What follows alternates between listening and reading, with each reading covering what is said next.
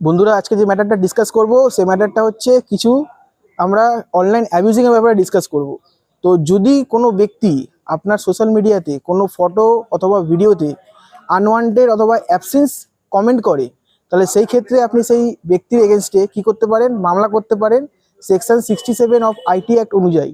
আর তার 3 বছরের jail plus 50,000 টাকা ফাইন হতে পারে। এর সাথে যদি কোনো ব্যক্তি আপনার সোশ্যাল মিডিয়া ফটো অথবা ভিডিওতে যদি কোনো অ্যাবসেন্স কমেন্ট রিপিটেডলি করতে থাকে, তাহলে সেটাকে স্টকিং হিসাবে ধরা হয়। তাহলে সেই ক্ষেত্রেও আপনি বিএনএস সেকশন 78 অনুযায়ী সেই ব্যক্তির এগেনস্টে মামলা করতে পারেন।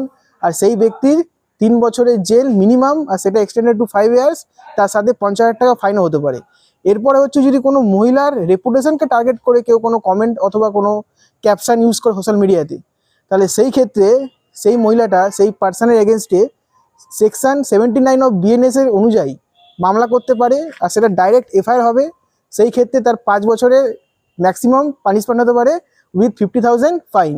এরপর হচ্ছে যদি কোনো এরকম পার্সন যে আপনাকে সোশ্যাল মিডিয়াতে থ্রেটেনিং করছে, কমেন্টে গিয়ে এরকম কোনো কমেন্ট করছে অথবা এরকম কোনো ওয়ার্ড ইউজ করছে যেখানে আপনাকে থ্রেট করা হচ্ছে, তাহলে সেই ক্ষেত্রে আপনি কি করতে পারেন, সেকশন 351 অফ বিএনএস এর অনুযায়ী মামলা করতে পারেন।